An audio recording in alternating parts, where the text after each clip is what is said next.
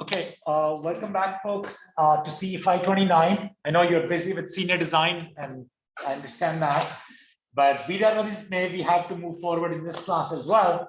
So here is the plan for today. I will try to wrap up a little bit of the Shockwave discussion, and then I'll not make the homework due on the Tuesday. I'll make it due the next Thursday rather than Tuesday. So that'll give you some time after the senior design to work on the homework. But I do want to wrap up that discussion a little bit today so that we can move on to the next thing in our next class. But then also for your lab itself, what you're going to be doing, the next lab, is to try to model the roundabout that were proposed by the SCE design group. So the report that you were working off of before, remember they had proposed 2 roundabouts. So the next step in the modeling, VC modeling, would be to sort of model those 2 roundabouts. To be able to enable that, what I've done is I've made, there is a little tutorial of how you simulate any roundabout. So I've provided some of that basic tutorial. So you can basically pick any roundabout in the world and start modeling using that tutorial, so that you know how to model the link, how to model that circular roadway, how do you enable yield on entry and stuff like that. So you have some of that, but then your real project is somewhat different. And again, I understand that there is senior design going on, so I'll give you some slack, but we can't cut too much slack because we're on the quarter system, so we don't have a whole lot of time. So let's try to come to a sort of a mutual agreement with your senior design and all of that. So because senior design obviously is very important, so we'll try to work around that a little bit. But I can't do too much here. So I hope you understand that too. Okay. So what I've also done is that if you look at your Zoom of your Canvas page, I have posted the paper that we were dealing with on Shockwave and queuing theory. So that paper is now posted online. So if I go ahead and open this. So this is a paper that we are solving the problems from. Should be able to see that. Oops, I should be turning this.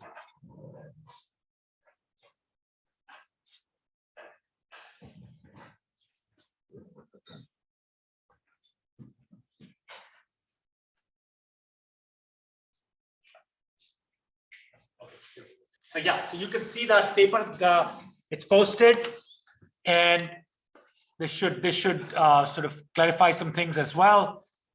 But we are working through example number 1 in the class. Okay? We're working through example number 1, and these were the demands that were given.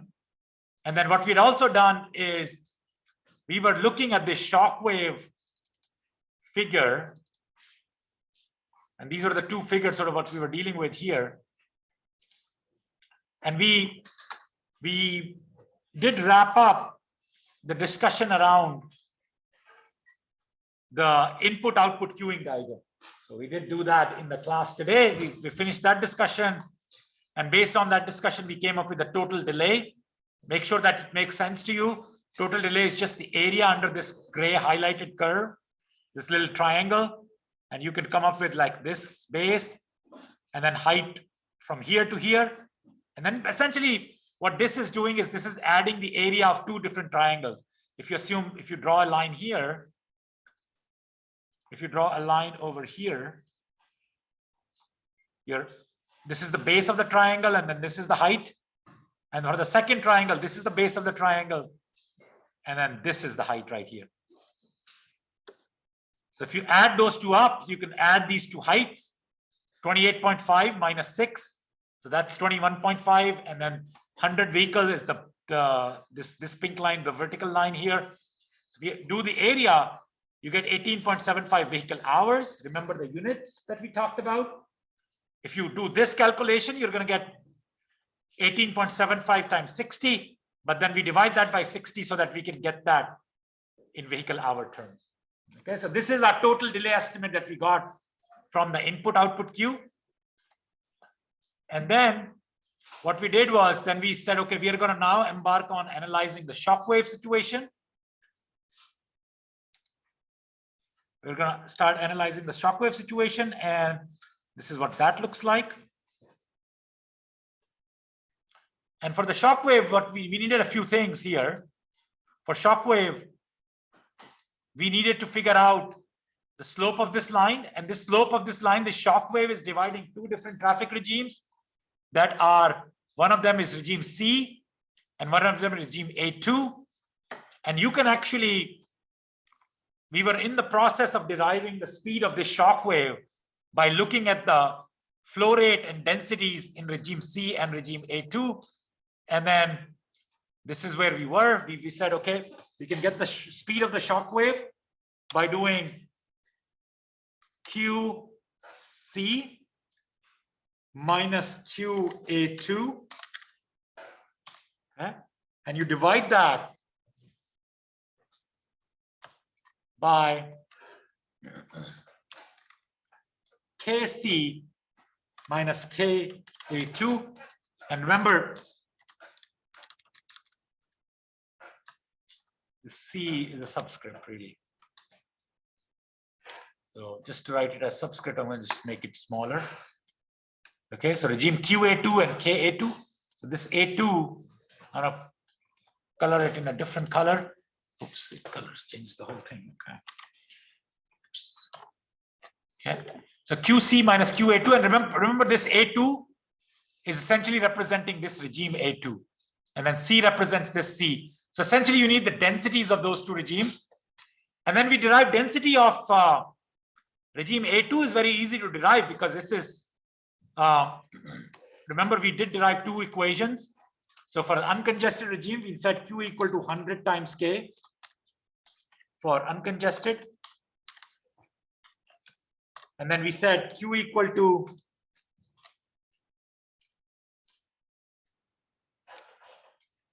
recall that Q equal to negative 25K plus 2500 for congested. But the key there was that these were per lane relationship. So anytime you're inputting the value for Q or K in there, and let me make this K capital as well. So anytime you're inputting the value of K or Q in there, it has to be per lane. Okay, so now let's try to figure out for this A2 regime, my flow rate is 3600. I want to find my K A2, my density of this traffic regime, where the flow rate is 3600. Okay, which equation do I apply to get to A2? The first or the second? This one, right? Because this is what represents uncongested regime. Okay, so I can just do quickly. What I can do is I can just say, okay, that's fine. So for QA2 is 3600. But if I want to do or 1800 per lane, right? Because if I'm assuming that an equal division by, okay, so then KA2 will be 1800 divided by 100 vehicles per kilometer per lane. Okay, and that's basically 18. Oops. Okay, is that clear? Vehicles per kilometer per lane.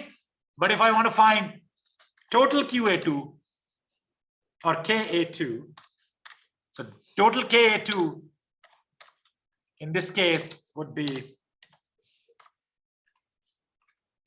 equal to, what would total KA2 be equal to? Per lane, it's 18 vehicle per kilometer per lane. So the total vehicle, if I want to just get the density in vehicle per kilometer, I know there are two lanes on this segment. We specified that. So that will be 36 vehicle per kilometer. That makes sense? There were two lanes, so I got 36 vehicles per kilometer. Now you may be wondering yourself, the answer for the density at this regime, answer for density in this regime turned out to be 3600 divided by 100. So why did we even get into this per lane business? Does it even matter? In this equation, it did not matter because the equation is passing through the origin. Q equal to 100K is an equation that passes through the origin point. So it doesn't matter whether you do per lane and then you bring it back in terms of vehicles per kilometer. So it did not make a difference, because if the slope of line QK is 100, the slope of line Q divided by 2 and K divided by 2 will also be 100. So if you point those, just reduce all points reduced by half, you get the same exact slope. So it did not make a difference. However, when you go on to try to derive the density of lanes or regime C, then it would start to make a difference. So what I want you to do next is, I want you to derive the density of regime C. I want you to derive the density of regime C.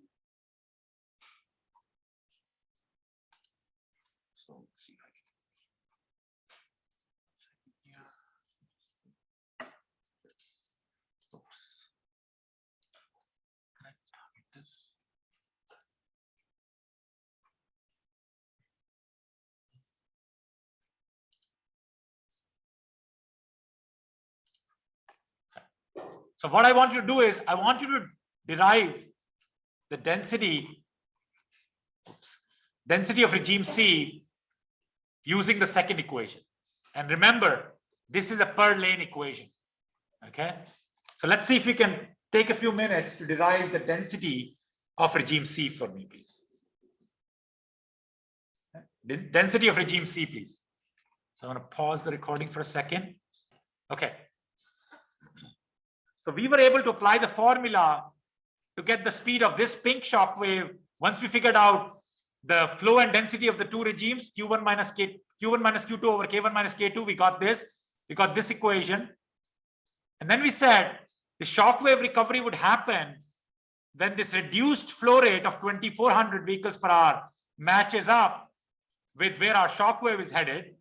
Okay. And when this reduced flow and this shock wave meet, at that point, and not new shock wave forms. Why does a new shock wave form at this point is my question to you, first of all. Why does a new shock wave form at this point?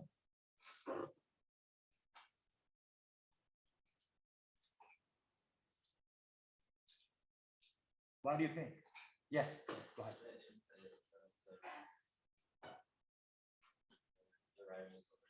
Yeah, the arrival rate is now lower, right? Because that's the point at which this 2400 vehicles per hour flow has met up with the shock wave that was progressing backwards and causing congestion. And because of that meeting, a new shock wave is formed, and now it's defining boundary between which two regimes? What is this red line that I'm drawing as a shock wave? What two regimes is it separating? What two regimes is this red line separating? C and B2, right? Everybody sees that? Regime C and regime B2. Now, you know everything about regime C, because we've already figured out that for regime C, the flow rate and the flow rate and densities are right here.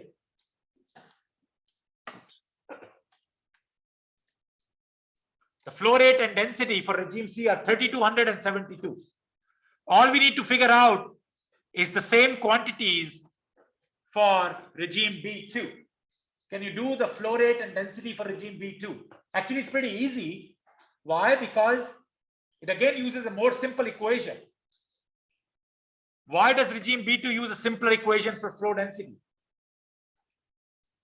Because what's the region? Why I can estimate the flow and density for B2 very easily? It's uncongested. So very simple equation, Q equal to 100K. So we know that the equation Q equal to 100K applies for B2, right? Q equal to 100K applies for regime B2. Okay, because because this simple equation applies, I don't even have to worry about per lane, right? I mean, I can do it, but I'll get the same thing. So yeah, I mean, I can in fact use the So what's the density for regime B2? So therefore,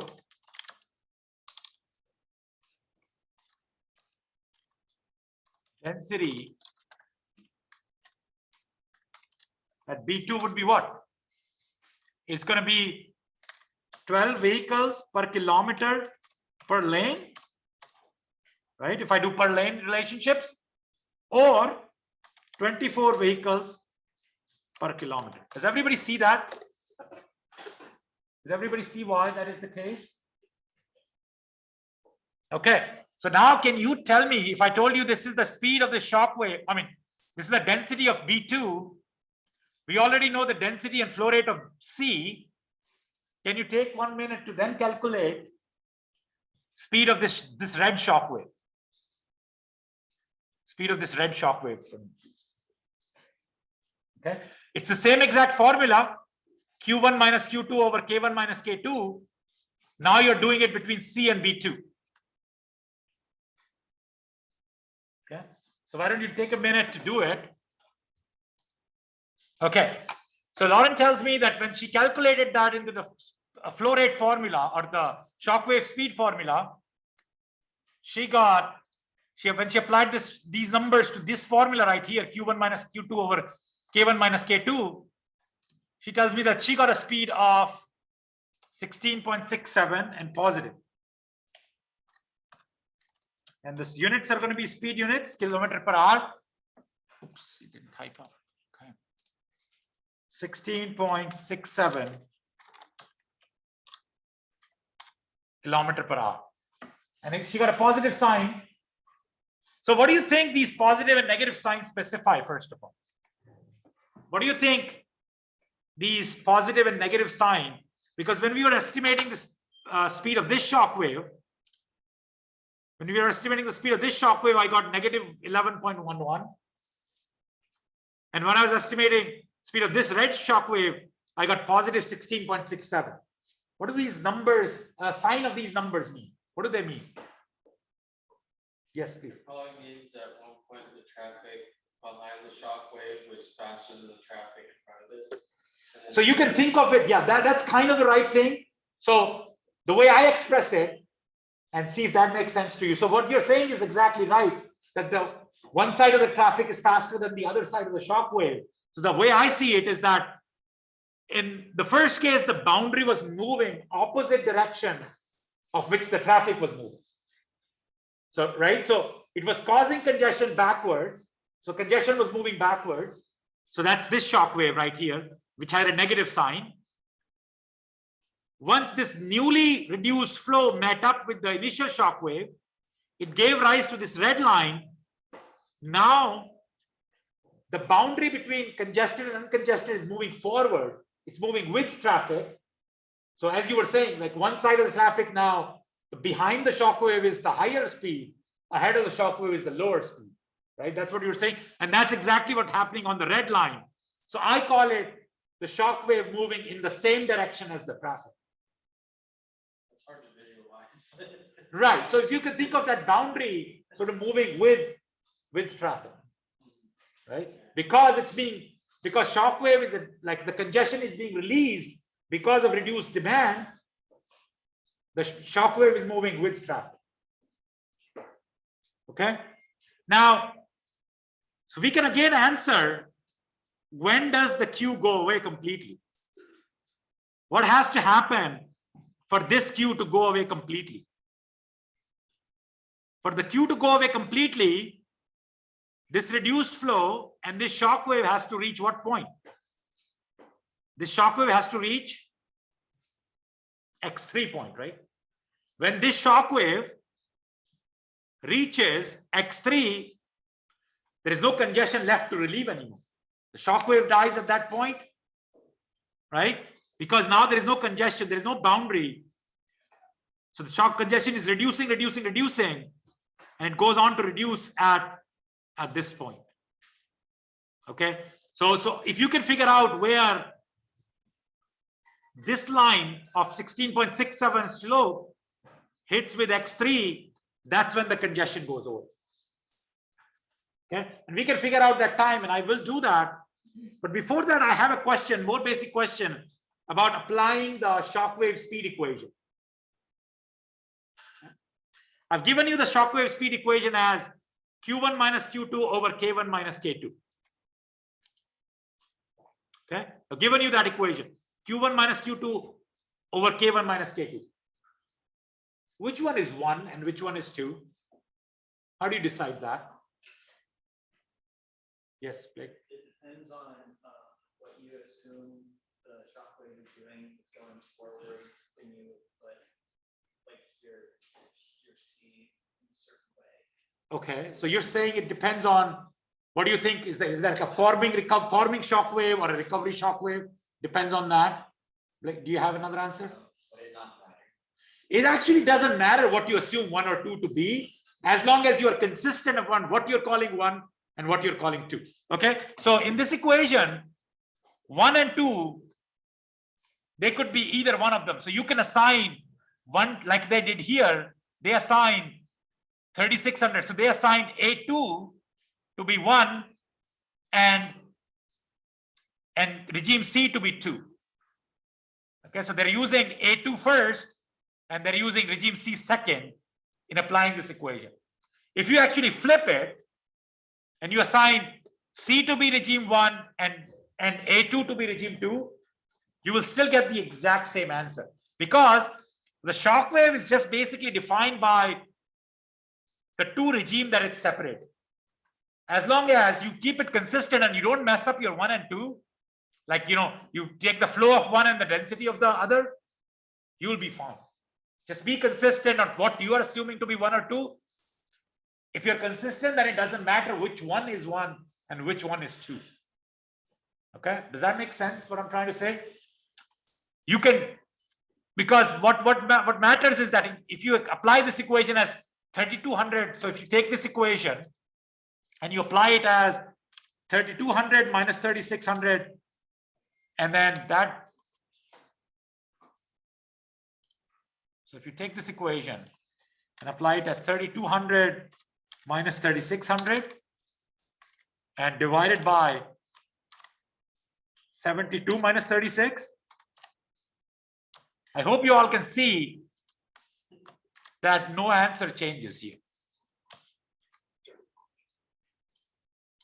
Okay, if you just did this, you still get the exact same number.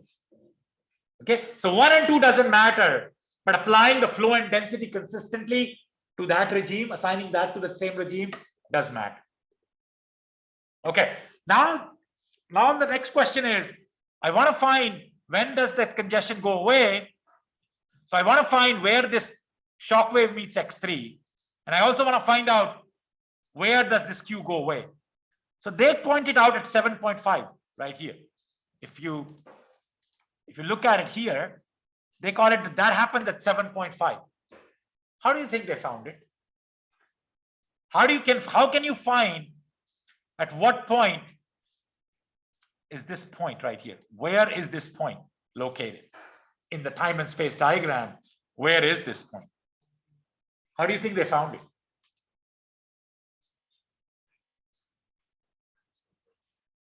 Slope times the horizontal distance. Okay, but slope and horizontal distance of what? Slope of this? Slope of this line? The slope of this line you're thinking about? Or the question is, how do we find this point? They call it 7.5. I just haven't figured out where, or at least I haven't told you where we get this 7.5. It's not super obvious that where that point comes from, but you could probably figure it out. It's the intersection of this pink line and then this broken line.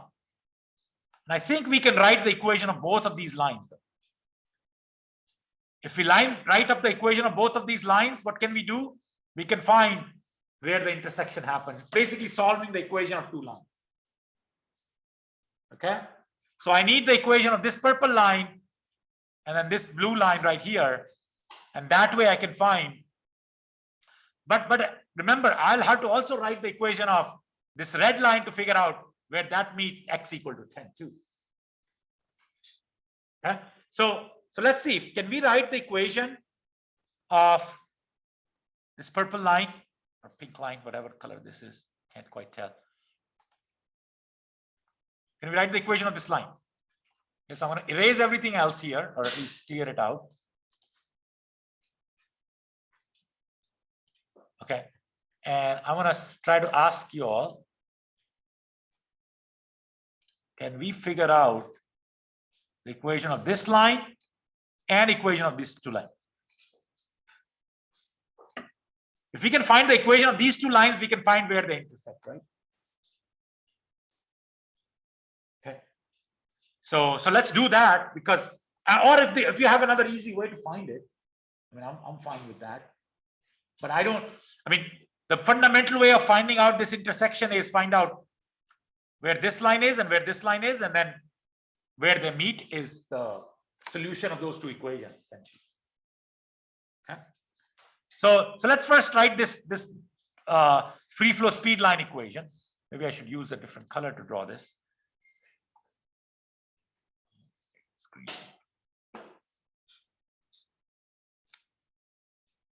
Okay, so let's find the equation of this green line. It has a slope of what? What's the slope of the green line? We know that. We know this, it's a time space diagram, so we probably know the slope of this. What is that?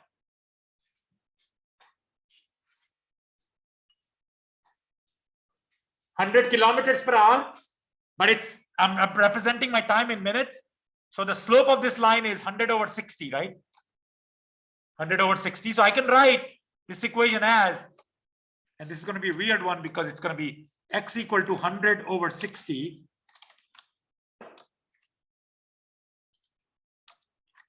times t, because I'm writing this equation in plus some constant b, right? So y equal to mx plus b type equation. Okay. And to find b, what point I can enter on this? I can enter at t equal to 15. What is the value of x for this line, for this green line? I should probably make it green. So that, what's that? 25. I thought it's 15, right? So this point is that t equal to 15, x value is 0, right? When I say x, I know it's weird because the x variable is on the y-axis. But it's kind of like, think of this as an xt curve. Like, you know, it's the x is on the y-axis. So this is your y equal to mx plus b type of linear line equation. And what I'm doing here is that I'm trying to figure out at t equal to 15, x equal to 0. Okay. So at t equal to 15, x equal to 0, because I'm trying to find the equation of the green line. So I can, if I plug that in, 0 equal to 25. So I'm plugging in t equal to, oops, t equal to 15. Oops, I need to make it small. 100 over 60 times 15, 25 plus b equal to negative 25. Is that right? So I get, so if I solve for it, I get b equal to negative 25. So my equation is simply x equal to 100 over 60 times t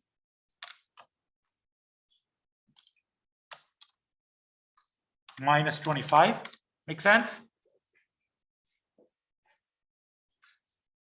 Can you now take a minute to figure out the equation of this purple line? Basically the same thing. You know the slope. Do we know the slope of this line? Right? We know the slope of this line. So I'm going to try to change the color here. Oops, no. Oops. Okay, change it automatically. Okay.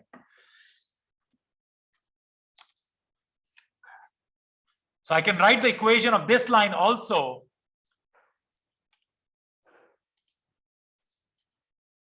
I can say the equation of this line is 11.11 divided by 60 negative, I put a negative in front of it, times t plus b. Okay, does that make sense? I'm trying to write down the equation of this line right here. And I'll start with saying x equal to negative 11.11 times over 60 times t plus b. And do we know one point on this line? What point do I know on this purple line or whatever color this is? Yeah. 0 and 100, not 0 and 100 on this line. Yeah, when t equal to 6, x equal to 10, right? Because remember this purple line, this passes through this point right here. It passes through this point. So what point that is that? T equal to 6. And you can look at it from here as well, like it's the same axis they've drawn. T equal to 6 and x equal to 10. So what I can do is, I can say at t equal to 6, x equal to 10. That makes sense? Now, can you give me the value for b? So my equation will ultimately be minus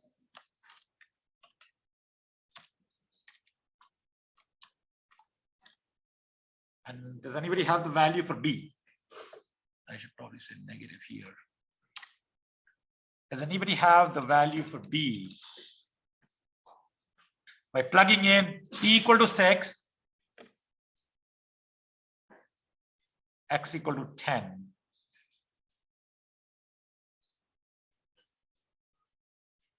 $11.11, is that right?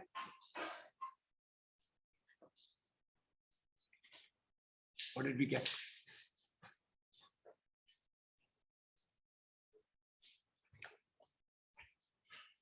Okay, what is the value for b in this equation, please?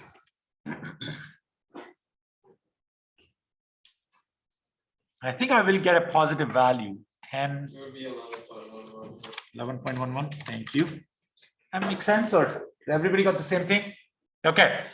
So now I only need to find where these two lines intersect.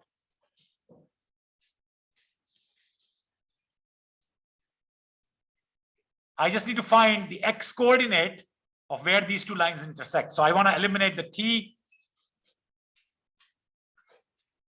So maybe you can use some tools here to figure out what is the x coordinate. So if you were to solve these two equations, they have two unknowns and two variables, x and t values, x value and t value.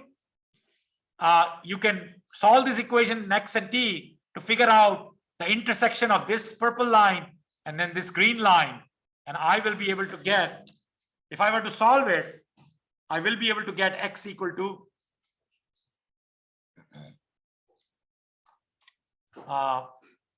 7.5 and t equal to 19.5. Could you quickly verify that this coordinate, these coordinates, x equal to 7.5 and t equal to 19.5, all changes together. X equal to 7.5 and t equal to 19.5 satisfies both of these equations.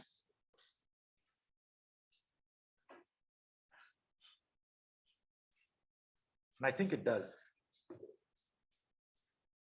So all I'm doing is trying to solve these two equations to figure out where this point lies.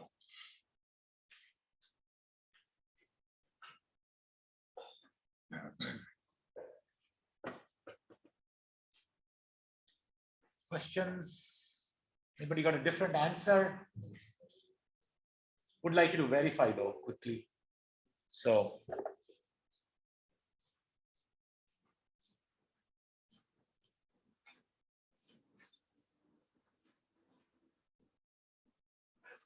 yeah, perfect. So you got x equal to 7.5. Now think about this. So x equal to 7.5. So basically 2.5 kilometers back from your initial bottleneck is this shockwave ends essentially. Okay. This is very interesting to us because what's the Q length now? If somebody were to ask you a Q length a Q that develops goes back 2.5 miles or 2.5 kilometers, I'm sorry. If the queue goes 2.5 kilometers back, how many vehicles are in the queue? How would you find that? How would you find how many vehicles are in a queue that goes far back 2.5 kilometers? How would you find how many people, how many cars are in this queue that goes back 2.5 kilometers? How many cars in the queue? Do you have any information to figure that out? We have density, right? We have the density of regime C. If regime C extends 2.5 kilometers, I can probably tell you, how many cars in that queue, right? If I know the density of C, I'm going to clear out all that noise. So if I know density of C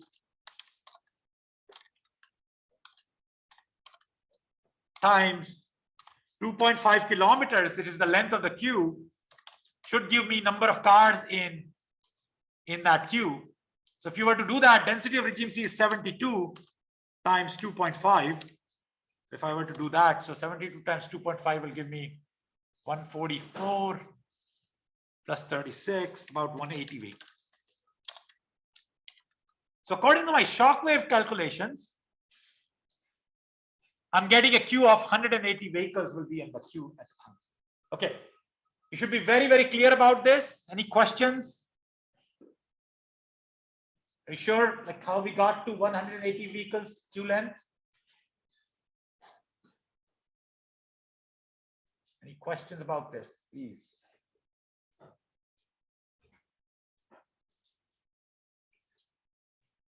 Okay. Now, what was it that the queue length we got? What was the queue length that we got when we were doing input-output analysis? What was the max queue length that we got? Because after this point, the recovery ensues, so queue will actually be reducing after that. That's great. But what is the queue length that we got in the input-output method this morning? 100, right? So what's going on? Which one is more correct?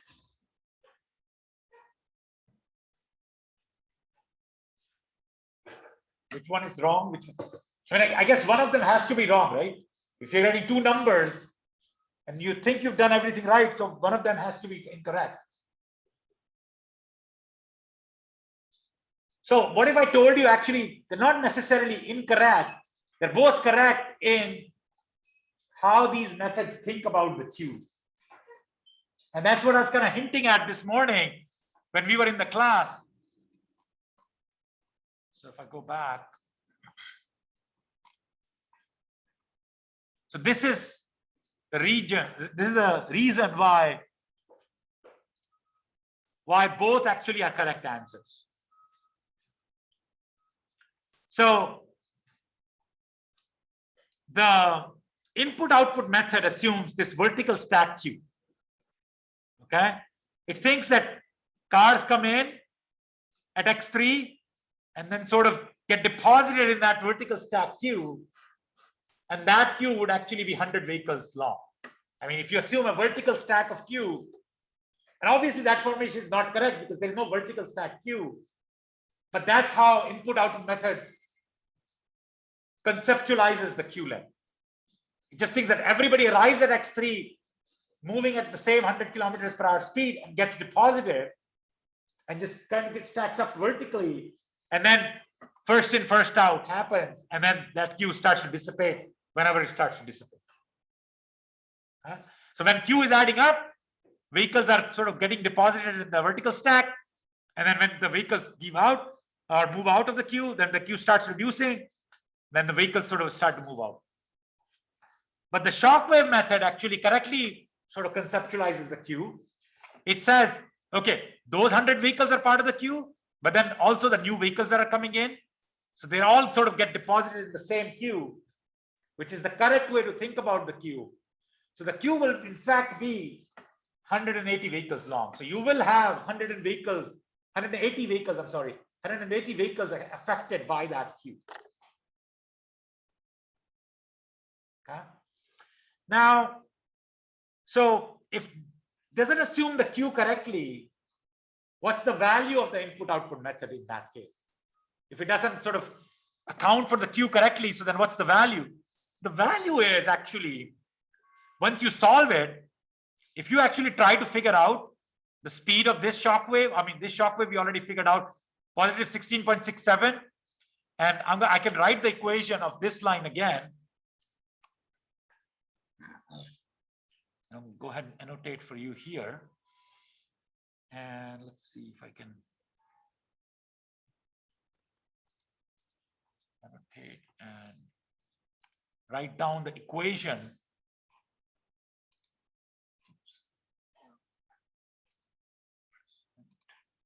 So if I want to write down the equation of this line, and let's see, the equation of this line would be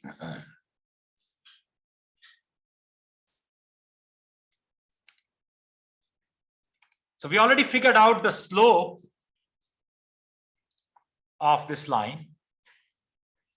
We already figured out the slope of this particular line, 16.67. So the equation of this line would be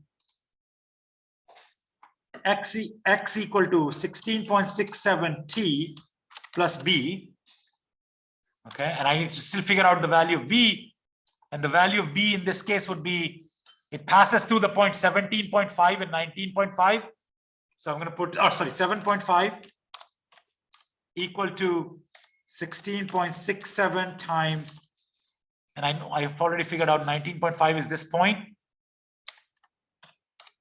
times t, or not plus b, and I can figure out the b from here would be whatever that would be, 16.67 plus 9 times 19.5, and we can figure this out. So if I can use the calculator here. So Professor, so like everything that we did to find the intersection, those were all like preliminary steps in order to find the equation for the line. Yeah, so basically, yeah, so we need to figure out all these equal points. Okay. And then the next thing I'm trying to find, yeah, that's exactly what I'm getting at, is that how complicated the Shockwave method is to be able to figure out. But what I want to show you is the most interesting thing about this is that I want to use the Shockwave method to figure out what time does the Q actually dissipate. What time does the Q goes to 0? Okay, so that's the point that I'm trying to make here. So if I can figure out this B for this equation, it will be, so 16.67. I'm going to use my calculator here.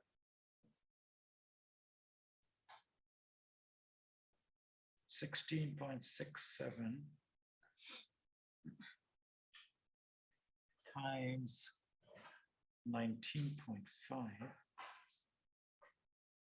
Oh no, I have to divide by 60 also. Okay, so I'm missing a division by 60. 54.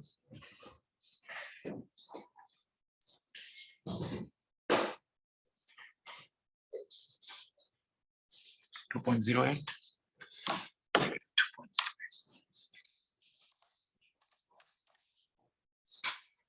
I got something like this. So I remember this, I did not, this equation is not quite correct, because 16.67 has to be divided by 60, because, you know, this is kilometers per hour speed and my time axis is in minutes. So this should be 16.67 divided by 60. So when I use that correct equation, I got negative 2.08 for my B. So the intercept value for this line turned out to be negative 2.28. Is that right? Or no? Is that what everybody got as well? 16.67 times 19.5 divided by 60, 5.41, 775. Oh, you got positive? Minus 7.5. I got, yeah, it should be positive. You're right. You're right. So it should be positive 2.28, 2.08.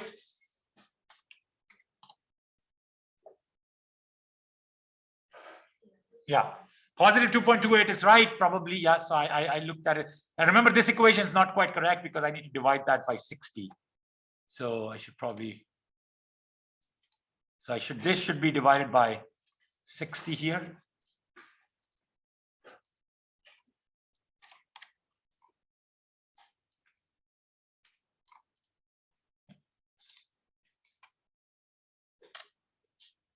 This should be divided by 60. And then you get b equal to positive 2.8. So now you have the equation. The equation is x equal to 16.67 divided by 60 times t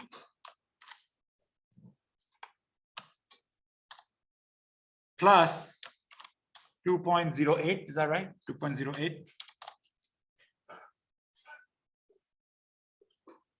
So I want to find what time does this hit x3 point. That's actually pretty easy, right? What can I do for that? All I need to put is in this equation x equal to 10, right? Because that's what I want to find out. When does this shock wave, this green line, reaches x3 point? So I just plug in x equal to 10 and I can find the time. Can you tell me the time, what time comes out if you plug in x equal to 10? So it will be 10 minus 2.08.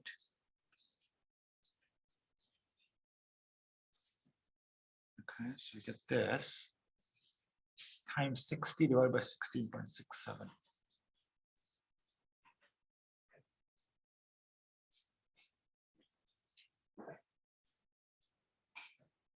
Yeah, I do get 28.5 again. So if you were to plug in, so if you plug in x equal to 10, plug in x equal to 10 to find intersection with x3, you get t equal to 28.5 minutes. Look at that. That's pretty good, right?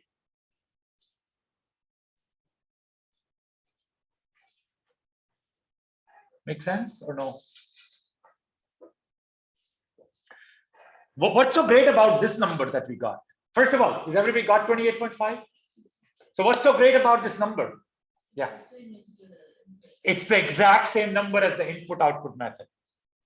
So you will get the correct Q dissipation time, even though they think of how the Q formulates and how it expands on the highway. Even though the two methods conceptualize the Qs differently, they give you the exact same number in terms of when does the Q dissipate, when does it start, when does it dissipate, even though they get the different Q length, like how many vehicles are in the queue is different in terms of max Q, but you will get the correct idea of when this Q will go away, which is great actually, because that you could do it pretty easily using the input output method. But you couldn't quite do it within the, but now the question is, hey, the Q lengths are different. Does this mean I'm getting the right answer for my total delay or not? Total delay was pretty easy too, by the way, in the input output method. Just one triangle was done. But how do we verify that the Shockwave method will not give me some other estimate of the Q length? What do you think? Like, how can we get the total delay that's incurred by everybody using the Shockwave method? Okay, that's where these areas will come into play. So let me do this. Let me clear all the drawings. So now let's try to figure out the delays. Okay, I want to find the delays. Okay, so and we are working off of example 1. So the way to find delay in this example is that you have to find the total travel time that is incurred by all the vehicles that are coming in. Okay, all the vehicles that are coming in, whatever total number of vehicles is, so 3,200 from here, 400 from the ramp at X1, and all of those folks, all of those drivers that are coming in, what is their actual travel time to X3? Subtract that from what would have been their free flow travel time through X3. Okay, so let's first figure out So these ramp people, right? So these ramp, the 400 vehicles per hour are coming in, and they come in starting at about this is 3.33 kilometers. So they come in at this point. All these vehicles go in at 400 vehicles per hour, and then they. So I'm interested in only people who come in between this time and this time. So I'm only interested in folks who come in to the ramp from this point all the way to this point, because anybody who comes after that, what happens? Anybody from the ramp that comes in before this period and after this period, what happens to them? Free flow. So no delays, nothing, right? So it's all good for them. So I'm only interested in the folks who come in at this time. What's this time interval? What is this time interval between this point and this point? Actually, I know this because from here to here is 22.5, because I know that Q dissipates at 28.5. So the last person, so if I know that the Q dissipates at 28.5, I can probably backtrack that person all the way back here to figure out what point that person must have left the X naught point. Right? So I know that that person must have left the X point at 22.5. So I know anybody who's getting delayed at X naught must have arrived between 0 and 22.5. And anybody who got delayed at the ramp must have arrived at 2 minutes to 24.5. Because remember, it takes 6 minutes to go to 10 kilometers. And this segment is divided in 1/3, 1/3, 1/3. So X1 is located at 3.33 kilometers, which will take 2 minutes to travel. So coordinate of this point I know are going to be 2 minutes. So the coordinate of this point are going to be 2, or I should say 10/3. And then I know that this point similarly, because it takes the whole game is of 22.5 minutes. So this point will be 24.5 and 10/3. Does everybody see that? If I'm writing the coordinates of these points. So the time value will be 24.5. The location value will be 10/3, which is the same where the ramp is located. Okay, question about this? So this is about a 22.5 minute period from 2 to 24.5. So 22.5 minutes. How many vehicles would have arrived in that 22.5 minute period? You can figure that out, right? That's 400 vehicles per hour from the ramp. And they should have taken 4 minutes to get through. Okay. So 4 minutes to get through. If I'm just estimating the free flow travel time.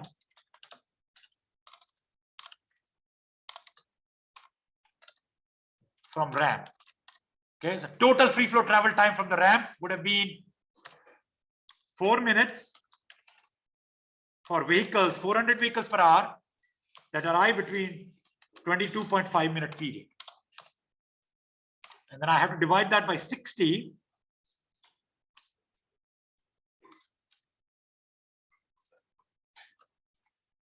To figure out the total number that arrived.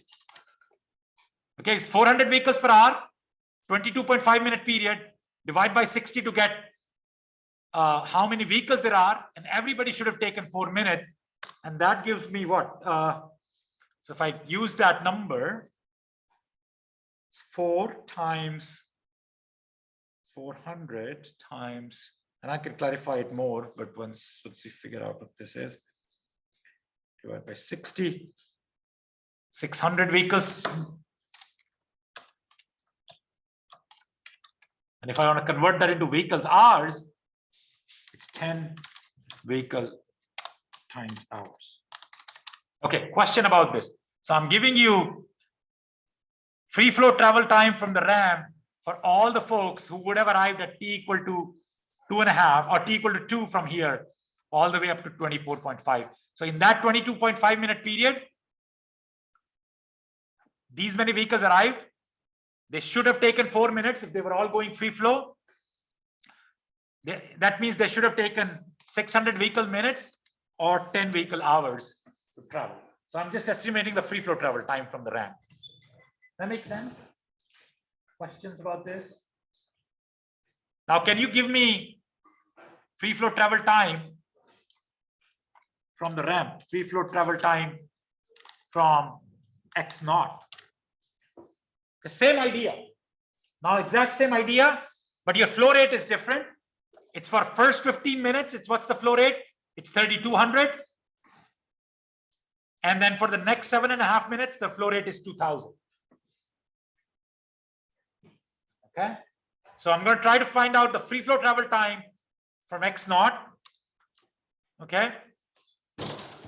What's the time for one vehicle? If you want to travel free flow from X naught to X3, how much time it should take you? From X naught to X3, what is the free flow travel time? 6 minutes, right?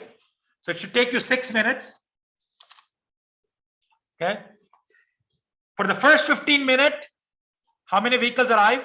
So I'm going to just say 6 minutes times. I'm trying to set it up the same way that I did it for ramp. So instead of 400 vehicles arrival rate, I have 3,200 vehicles arrival rate. How long does that last?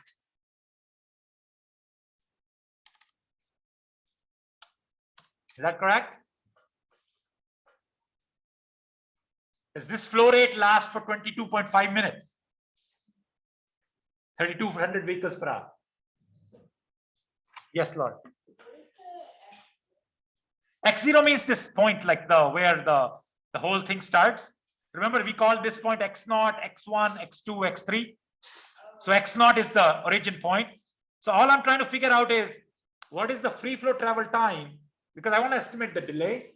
And to be able to estimate the delay, I need to know what is the baseline, what is the free flow travel time for all the folks. Okay, so that's what I'm saying. So X0, free flow travel time from X0 is the starting point of the network. Okay, and it would have been 6 minutes for each vehicle. I just need to figure out how many vehicles had to do that, would have had to do that. It's 3,200 times. Is this my question right now? Is that is 22.5 correct here? Yes. No, because the name changes from 3,200 to 2,000. 2,000. Yeah. That's exactly right. So this is not correct because this 3,200 vehicles per hour flow rate only stands for 15 minutes. Okay.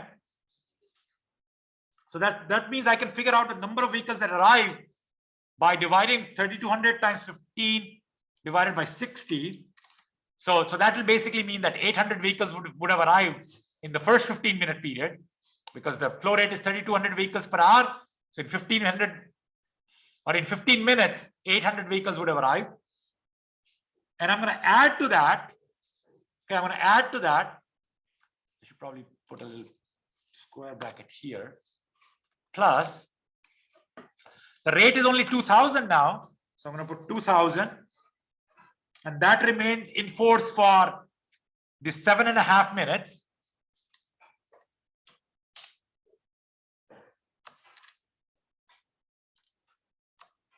And then divide that by 60 also to get the total number of vehicles that are coming in. Remember, I have to divide by 60 just to get the number of vehicles. This delay, if I were to solve it, so I'll get, what would I get here? 800 plus 1,000 divided by 8. I'm just trying to solve this.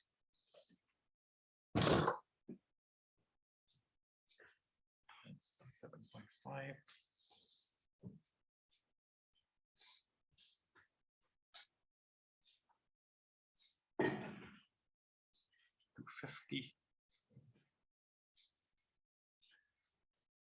So 6 minutes time. 50.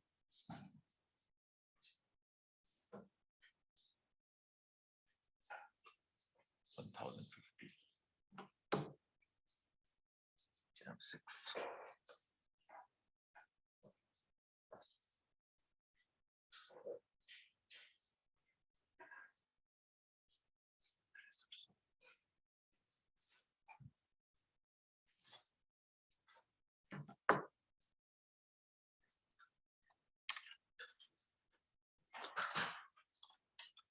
vehicle minutes. And if I want to convert that into vehicle hours, I will just divide that by, oh, is that right?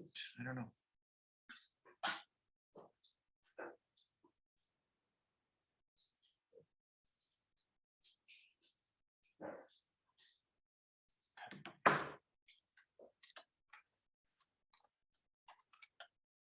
Okay. Does this calculation seem right to you? So what I did was here is that I just established a baseline for what if there was no congestion at all throughout this network, and everybody could travel at the speed that they wanted to travel, that they could travel 100 kilometers an hour. It would have still taken all the vehicles that are starting at X naught, they should have taken 105 vehicle hours. All the vehicles that are starting at the ramp should have taken 10 vehicle hours, and this is for everybody. So my total free flow travel time would have been 115 vehicle times hours for aggregate. This is the aggregate travel time that everybody on that network would have spent had there been no congestion whatsoever. Because I assume that everybody just took 6 minutes from X naught. Everybody just took 4 minutes from X1 from this ramp location. And then based on that, I calculated 4 minutes times number of vehicles that arrived from the ramp, 6 minutes times number of vehicles that came in from the X naught value. I got it in vehicle per minute, and then I divided by 60. So I got this number, and then I added 105. So I added 105 or 10 plus 105 together to get total free flow travel time. Aggregate total free flow travel time. And that's my baseline time that everybody would have taken. Now I want to find out what was the actual travel time aggregate with the congestion, with all the delay that happened because of the shock waves and whatnot was going on. What was the aggregate delay because of all that congestion? So let's see how they did that. So by the way, this is something that they have here. So if you look at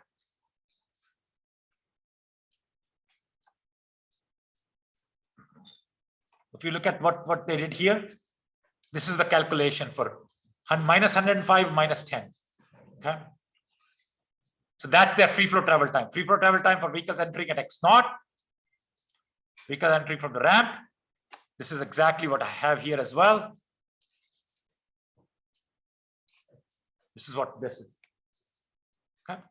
Now I want to find the travel time in vehicle hours, the aggregate travel time in vehicle hours. And how do I do that? To do that, I need to figure out the area of the space-time diagram, okay, and multiply, because my total travel time, the actual travel time units will be vehicle hours, because that's what I'm interested in. How can I get vehicle hours? I take the area under each of these curves on the space-time diagram, the area, and multiply that by the respective density. Okay, if I multiply the area, the time-space area,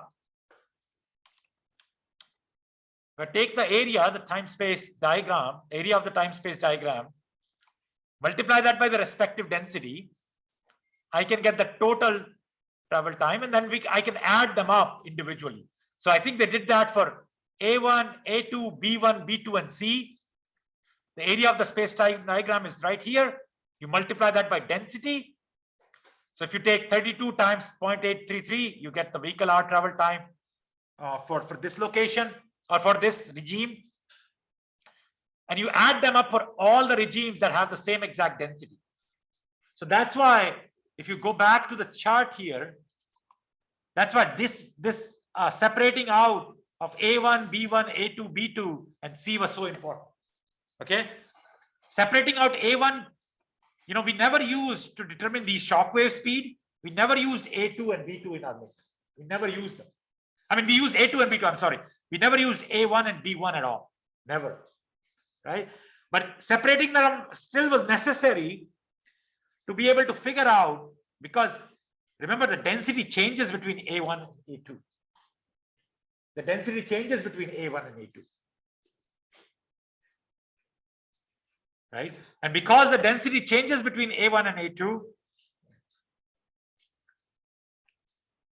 because the density is different between A1 and A2, that's why you need to analyze those regions, those regimes separately. And you can figure out this is like a parallelogram, this is a parallelogram, this is kind of like a quadrilateral, right? And then this is another quadrilateral, and then C is a triangle. So we can, because we know the coordinates of all of those points from our Shockwave analysis, we can do from here to here. It's 22.5 is the base of this triangle, 2.5 is the height of this triangle. So the area of this triangle C is going to be, so if I try to annotate that, the area of triangle C, okay, so I want to write that. If I want to find the area of triangle C, it's going to be 1/2 times base. And I can see that this base starts at 6, ends at 28.5. So I can say that this base is 22.5 minutes times the height. I know the height is 2.5 because we figured out this coordinate. So times 2.5.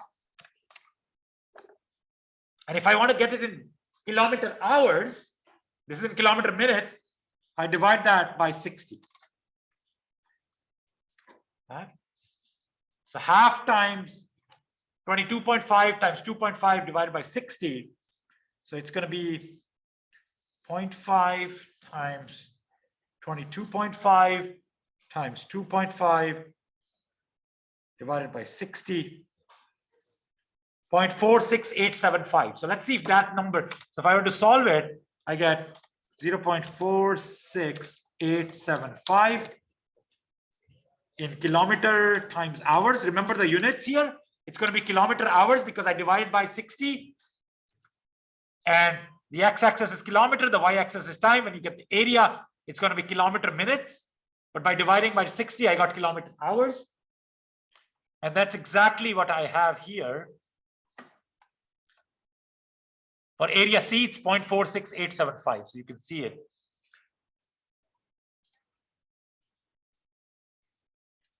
Huh?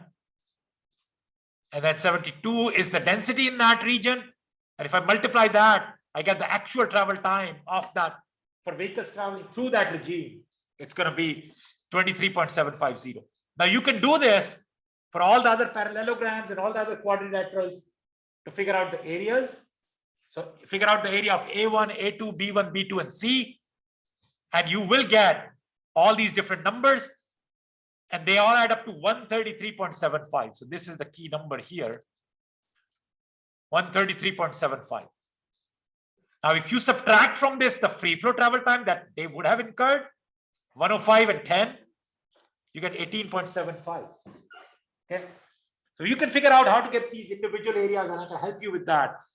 But what I want to focus right now on is I got the exact same estimate of the total delay. Because if you look at the input-output method, that's the exact total delay that I got from there. After all of this, I ended up in the same place, which is actually great because that means that I can actually use input-output method to estimate my total delay and not have to worry about any of this Shockwave stuff. So that means that, we know that Shockwave method and queuing theory, they're very related. They get you to the same place, even though they conceptualize the queue completely differently. That makes sense? Now, okay. There's a lot going on in that problem. Okay. So now I have quickly, I'm going to stop share for a second. Okay. I'm going to stop sharing for a second. And then what I'm going to do is I'm going to go ahead and open that drive.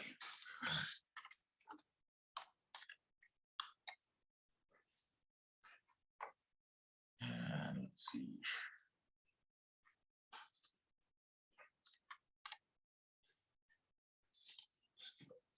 That 29.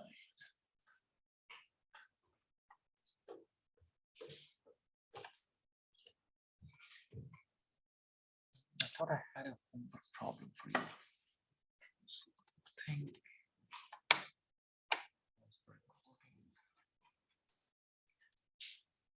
share a screen. Okay, so this is what we're going to do. We are going to work on this problem, number 2 in our paper. So if you look at the paper, this is example number 2. That's your homework problem. And what you need to do is you need to recreate these diagrams in Excel. Okay, so you need to know both the input-output diagram as well as the queuing theory, the Shockwave diagrams, and recreate the total delay.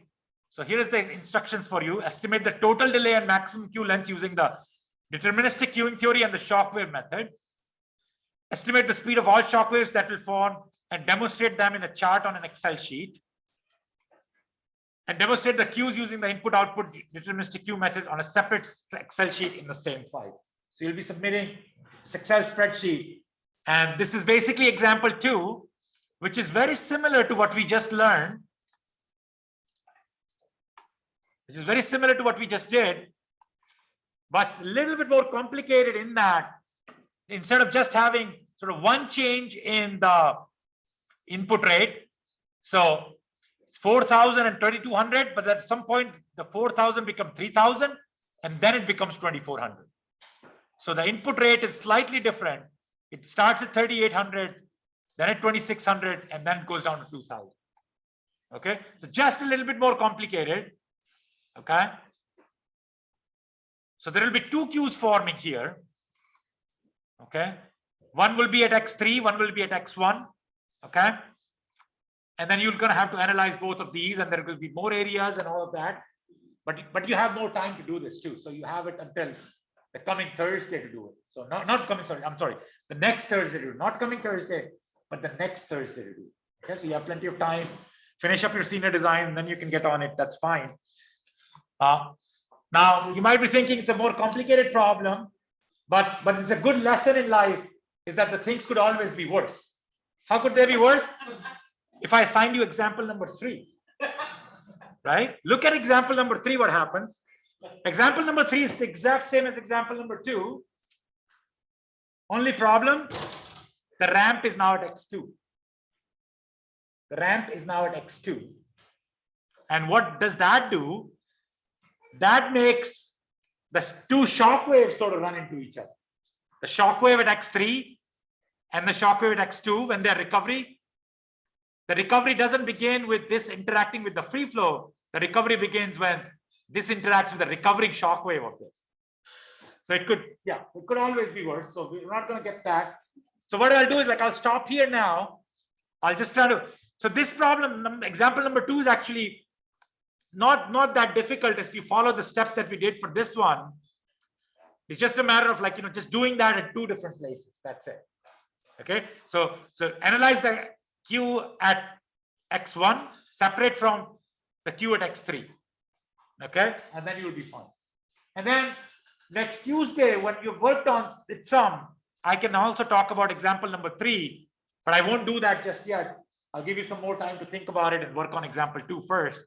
And then we'll get on example number 3. So I'm not going to ask you to do this in the exam or anything, but I will try to explain something. There is some interesting implications of what happens when shock waves sort of run into each other too. So we'll get on that later. But for now, do what you have to do, but just start thinking about example number 2 that they specify and how you can recreate them in Excel. Okay. Right. So I will stop here now.